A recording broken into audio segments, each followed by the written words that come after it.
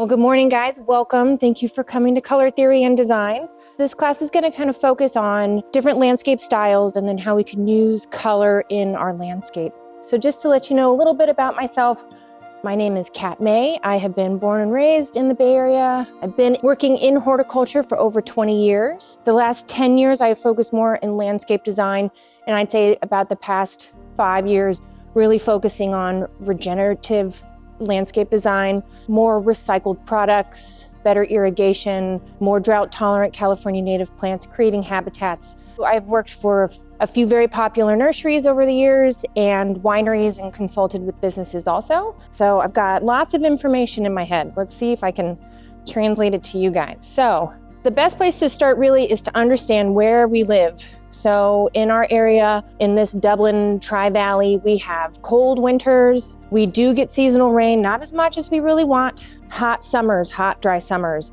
The soils can range from really rocky, hard to clay soils. I believe this area is Sunset 15 or 16, depending on where you are, the USDA at 9B. But if we really look at the microclimate of each space, if you are up near Schaefer Ranch on the top of the hill, your soil and your conditions are going to be completely different than the people that are closer to Crow Canyon and areas like that.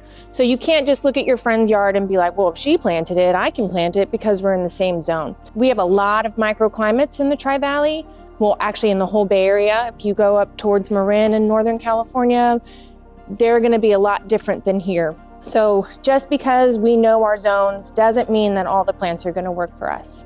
Locations of plants can also change, kind of how our plants are going to work in our yard. Is it near a lawn? Is it near a driveway? Is it getting reflective light from windows? This is like the first thing you're going to do when you start thinking about your landscape. You want to be successful. So let's look at how our plants are going to grow. So I'm going to go through a couple different kinds of landscape styles. Well, these are the questions that I ask when I go to people's homes. Do we like curved lines, straight lines? Do we want lots of plants? Do we want lush plants? Are we trying to cover somebody's windows? How much do you want to spend is a big one. How long do we want to wait for our plants to grow in? All of these are going to kind of tell us what size of plants, how many plants. Also, rebates are really popular these days. I know the water district here I believe they have a rebate going on for getting rid of lawns or getting smart timers, just making your yard more efficient. So modern designs usually are going to have clean lines. It's more of a minimalist type of feel. You're going to have more natural products like horizontal wood fencing, concrete planters. Your plant palette's going to be a little bit more on the minimal side, more of an architectural look. Bamboos, could do even olive trees or shrubs that are pruned into shapes, grasses, ornamental grasses, cactus. But usually it's not going to be a lot of different plants. We're going to focus on just a few plants and then we're going to use those multiple times. Modern landscapes are really nice for areas that are smaller in space because it's not going to be busying up your yard with a lot of different flowers and textures. Traditional yards are kind of what you see in some of the older homes that have not been re-landscaped. These are going to be your traditional, here's my lawn, tree in the center, plants along the house. They're going to be symmetrical. You'll have the planters, topiaries, lots of hedges. I've seen a lot of people getting out of the traditional landscape, but again, if it kind of fits in with your neighborhood, it can be hard to get rid of a lawn or the big tree in your front yard. Mediterranean is probably one of the most popular landscapes that I deal with. These are going to have like a mixture of plants. We're going to have olive trees or citrus trees. We might have edible landscaping in there with mixtures of roses. The materials, you're going to see lots of stone walls, maybe some gravel paths, flagstone. You'll have seasonal colors. I usually see plants in there would also be lavender plants or more of like what would I call it? Like an Italian-inspired kind of garden. English or cottage gardens can also be cutting gardens. These are going to be pretty full. You're going to have, I kind of call it controlled chaos. You're going to have lots of flowers blooming all the time. People really love these gardens. They take maintenance. You've got to prune them all the time, and I'm pretty sure in January your garden's not going to look very good. Right now, though, everything is starting to wake up. Your bulbs are waking up. your poppies are waking up. So you're gonna start to see more life, but these can be busy, but they can also be kind of cozy. If you have a really big space, a really big backyard, you can use these kind of plantings to kind of create different rooms so you can utilize each space of your yard rather than just a modern one where you have a big space in the middle. These usually have like cutouts of garden plants. You can put edible plants in these landscapes too. It doesn't just have to be flowers. So an artichoke is gonna go really nice next to some of the poppies, or thyme could be used as a ground cover or an edging in certain spots. Tropical plants, this can be kind of tough in our area because we don't have the humidity. So you kind of have to create a landscape that's gonna feel tropical, but we're using plants that are gonna survive. Like in the picture, you see the big leaf plant here. That's not gonna work in everyone's yard. You can put that in a container somewhere, but that's gonna need a lot more water and you can't put it in full sun. And so we think about layering when it comes to tropical plants and tropical gardens. Maybe you need a big tree that then you can plant your nice tropical, colorful clivias, or you can go a different direction and have low water plants that can still give you that tropical feeling. So you can still get bright oranges. These actually came from my yard. You can get bright oranges and purples and colors, and I don't really water that much. Palm trees will work. You just have to find the right palm tree for you. Again, if you want a tropical landscape, I say go big. Get your plants big. Like your palm trees, get them big. A little bit of instant gratification so you can start to play and layer underneath them. So not everybody likes the xeriscape, the desert look, that low water cactus garden. But there are definitely ways that you can have an eco-friendly, very low water yard that still feels lush and pretty and not just rocks and cactus. A lot of California natives and grasses can be used, mixing in big stones or sections of rock, and then you have also sections of bark, kind of to soften it. I'm not a big fan of junipers and rocks in a yard or just a couple cactus and then plain. You can do way more than that. Again, using efficient watering and mulching practices and using plants that are good for your space. Japanese gardens are very calm gardens. Again, don't have a ton of different varieties of plants. They're gonna be a little bit pruned a little bit more, kind of more of like planting islands and space around them. I don't really see many Japanese gardens being asked for these days. I know some houses in our area have like a room in the middle that people would put like a fountain or something in. You can do a Japanese feel by just putting in a couple containers, lots of greens. Again, these can be low water if your plants are the right ones and you're not getting too much sun. So other styles of gardens, edible gardens, container gardens, and cutting gardens. Edible gardens do not just have to be raised planters or plants in a row going through your yard. You don't have to dedicate a whole space just to edible plants. You can put them all over your garden. Like I mentioned earlier, thyme or oregano are really good ground covers and you can eat them. Lavender blooms can be used in cooking or citrus trees. You can use these plants as focal points or accent plants. I love to garden and eat at the same time. I worked for a winery growing vegetables for a while, and it was very nice to be weeding and then go pop a couple tomatoes in my mouth. Container gardening is really nice if you have a patio or a porch or somewhere small that you just can't plant in the ground, or if your soil's really bad in a space, containers are a really good way to bring color. Or if you have a very low water yard or you don't like to garden, you can have containers that are gonna bring more color and more fun to like a front porch, but you don't have to have all of that maintenance that goes on with having a bigger garden. So like, for example, you can have a bunch of flowers inside of a pot that's gonna bring you those colors when your landscape is drab in January. Cutting gardens can, again, be your English gardens, your traditional gardens. I ran around my house this morning and picked out everything that was kind of blooming just to show you what you could do with just normal shrubs in a garden. This is a giant tecamaria that I have that my hummingbirds like. It can be used pretty structurally in bouquets. These are Cymbidium orchids. I only get so many stalks a year, but I get excited every time they start to bloom. My lantana has not stopped blooming at all. I have it in my front and my backyard, two different types of sun. and they're both doing really good. So this is one of my favorite plants. This is the montevidensis. This is my favorite one. It doesn't really die down in the wintertime, and it blooms all the time. You just gotta prune it.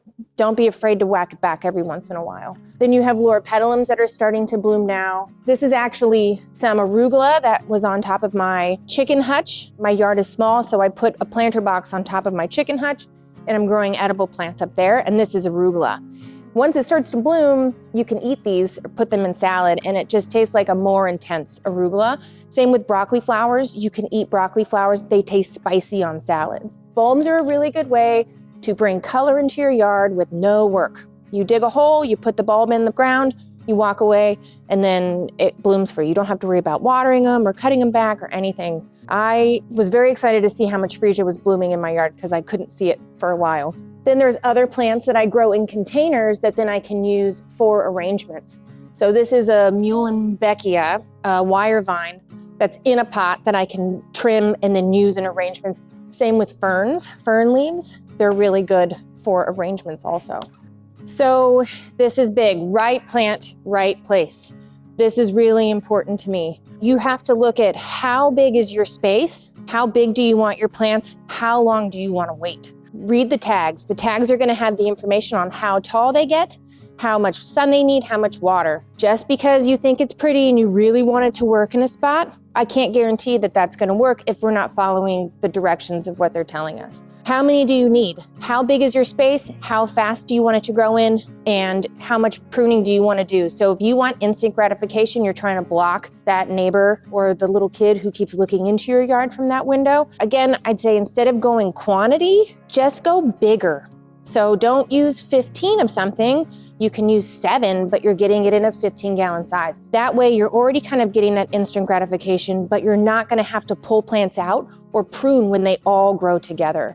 You see those Italian cypress that people use to either block wind or people's windows, and you'll see that they're planted like right next to each other. Those are gonna grow and just turn into an eyesore. You're gonna be pruning them back all the time. Things are gonna wanna live in between them. Kind of give space for your plant to be a plant. Let it be who it wants to be. Where are you gonna put them? Where is the sun gonna be? If the sun is there now, is it gonna be there in the summertime? I have a spot in my yard that gets absolutely no winter sun, but gets full summer sun. So even though I want to plant shade plants there because in the winter there's no sun, as soon as that summer sun hits, they're all fried. And then I have to move, and you can move plants around. So again, the benefit of having containers is you have strong bodies who can move planters from one spot of your yard to another just to change the way things feel. How are they gonna get watered? Where's your irrigation coming from? How is it getting irrigated? Is it a sprinkler? Is it drip irrigation? There's some kind of drip irrigation called netafim that has holes every once in a while, and you would make a grid pattern, and that kind of resembles rainfall. So if you have an area that has lots of plants, ground covers, that's a good option. Pop-up sprinklers aren't my favorite. They have a lot of evaporation. Now they do have pop-up sprinklers that have more of a heavier drop, so that water is going to fall rather than just be misted into the air. But if you have a tropical landscape, having a little bit of that mist or near lawn, that's going to help with humidity and kind of keep your plants from drying out. Hand watering takes time, and I don't always recommend it. I hand water my yard and I regret it every summer. If it's not raining and it's cold, you still have to go and water your plants. Just because it's cold outside and you don't think your water's evaporating, you still got to go and water them. Especially if you have sandy soil, that water is going to run through pretty fast. In the summertime, you get home from a long day at work and you're like, I don't want to water the yard, I'll water tomorrow morning. You won't water tomorrow morning because you're going to be late, and then you're going to be like, okay, I will water it tonight when I get home. And then you get home, and the whole cycle until your plants are so thirsty that now you're trying to help them recover rather than making them grow bigger and happier. So now we're going to kind of go into color theory. Applying color theory to the landscape. So when we think about color theory, we're thinking about focal points, depth perception, and seasonal color. So all of these kind of go together. Focal points are going to be like your accent plant or an accent pot against a big green backdrop or next to your front door. But if we use depth perception with that also, if you put that pot at the back of your garden, your eye's going to start to go through your garden, and then it's going to look at that focal point. That does well for smaller gardens. Bigger gardens, I would say, have multiple focal points, so we're kind of trying to get our way all the way through the landscape. If you can look in this picture, you can see that there is a tiny red bridge all the way in the back of this landscape. That's making you look at all of these plants to get to that red bridge. So it's creating a focal point. It's making the area feel bigger, but it's also relaxing and it's not too much.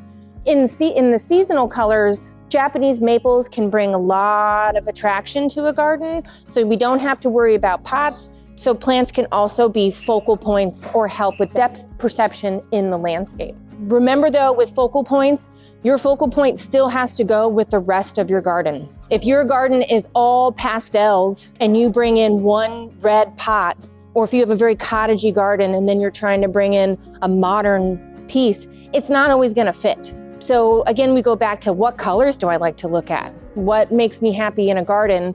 And then try and use those as focal points. Focal points can be gazing balls, it could be a tree, it could be a pot, it could be trellises, anything that kind of just brings interest to the yard. It kind of helps our eyes rest a little bit when we're searching through a whole busy landscape. So let's again think about what are our favorite colors. When you're walking through a neighborhood, we're all looking at our neighbors' yards. What excites you? What brings you happiness? What time of year it is. So in the spring, we usually like pinks and purples and chartreuse greens and bright colors. In the wintertime, it's more jewel tones, reds and purples and yellows, more saturated colors. Different colors bring different feelings. My yard changes kind of throughout the year. So just like I was saying, in the wintertime, I want jewel tones. So I keep my rose hips up and my citrus trees their fruit will start to ripen. I have brown leaves or foliage plants that are gonna bring color. And then now as we go into spring, my alyssum has popped. So now I have a lot more whites and I have yellows and I have pinks and purples. As we go into summer, my garden kind of transforms more into really bright oranges, maybe some purples, some pinks. So you can kind of change your color scheme in your garden by just when things bloom. Because not everything blooms at the same time. If it's blooming right now, most of the time in the summertime, it's not gonna be blooming. There's a few plants that do bloom, but they're always gonna have one time where they're gonna bloom the best. Cool tones are gonna be more like purples, blues, cooler yellows and greens, and then your warm tones are gonna be oranges, reds, and yellows. These are just a few examples. There's some really nice websites out there. I believe it's Adobe Color that you can really play on a color wheel with different kinds of colors. So analogous plant colors are gonna be ones that are right next to each other.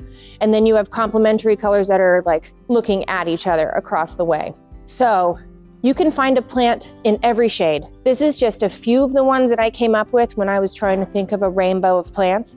Not all of these bloom at the same time, but you can see if you like a color, you can find flower colors in any shade. The first picture, the analogous one, has just different shades of purple, but they're gonna be right next to each other on the color wheel. That's gonna be more of a calming feel rather than something that's gonna be more busy or colorful. Like you can see the complementary one in the center. That one's gonna have purples and oranges. We're gonna have opposite colors that are gonna contrast, which will make each color kind of stand out on its own. Not all colors go together, but again, that is your opinion. I don't always think reds and purples go together, but again, it depends on what shade of red and what shade of purple. I used to be really strong on that until I got older and then looked at it and I'm like, okay, I guess I like it. Monochromatic gardens are very popular. All white gardens, you hear about people who like those night gardens, lots of white flowers and fragrances. I really like the impact of an all white, so something like all iceberg roses, they have a really long bloom life and you can get a lot of impact. Those roses will also have a tendency to turn a little pink later in the season, which will kind of help change the color and the mood of your yard. So pots. Pots can be anything. You can use anything for a pot. These are just a few examples of different kinds of pots. You can make like old bike helmets into pots, or you can paint your pots, raise plants, but they don't have the same watering needs as the rest of your yard. You can't just hook them up to your drip irrigation and expect that that's gonna be a sufficient amount of water for your pots. In the summer, pots should be watered almost every day, depending on what's in them, but they only get the water that you give them. They only get the fertilizer that we give them and the dirt. They don't get to spread their roots out into the ground and grab on all the food that they can or find water. So there's ways that you can not have to water them as much. There's things like soil moist, which is like a polymer that you would put in. It's like a gel, so then when the water hits it, it gets bigger, and then the plants can try and find those. I've also heard if you have old diapers, the soil moist is the same thing that's inside diapers. It just absorbs the water and then holds onto it. You can use old wine bottles or those air-blown glass tubes that you can stick into pots if you're going on vacation. Those seem to work pretty well. Or they have the self-watering pots. I've never really trusted those. I feel like I do that and then my water just smells gross. So maybe house plants or plants that want it that way, it'd be better, but I've never seen one work outside in the outside landscape. You can use pots anywhere. So just because you have a landscape and it's done, say in the wintertime, it doesn't look as colorful as you want, you can take that pot and put it into the yard and then get the color from the pot and the flowers that are inside of it. Indoor plants, house plants are another. You don't have to just landscape outside, you can landscape inside also. You can find colorful pots, again, that match the style of your kitchen or your furniture, bringing color inside the house. So just some resources that I usually use when I'm going through the landscape design process. Summer Winds does have a lot of information on their website. They have videos, they have articles. Come in here and you can also ask them questions. The Western Garden books, everybody knows, everybody loves. I have mine here that's been used. I use it all the time still, because sometimes it's better for me to look in a book than to go online. I like books. I like being able to, dog ear my pages and go back to things, get inspiration. Rescape or Stop Waste. Those are two organizations that are really focusing on eco-friendly landscaping. They help you get rebates. They kind of help get you your recycled mulches or where you can get supplies. If you are interested in that kind of information, you want to take classes. They also have really good classes where you can become certified in green water, stormwater infrastructure, bioswales, best practices for mulch and planting mix, even going to your water district. So I believe the one here is like right down the street. They have demonstration gardens. They also have information on rebates and where you can get recycled mulches and things like that. I also use lots of books. Floral design books will definitely help you find colors and hues that you like. And then again, coming to the nursery and seeing what's in bloom. But again, remember, if it's in bloom now, it might not be in bloom in the summertime. So using books and online resources really helps you find the plant that you want, even if it's not in bloom. That is really all I have for you today. Thank you for coming. If you have any other questions as it goes, please feel free to email me.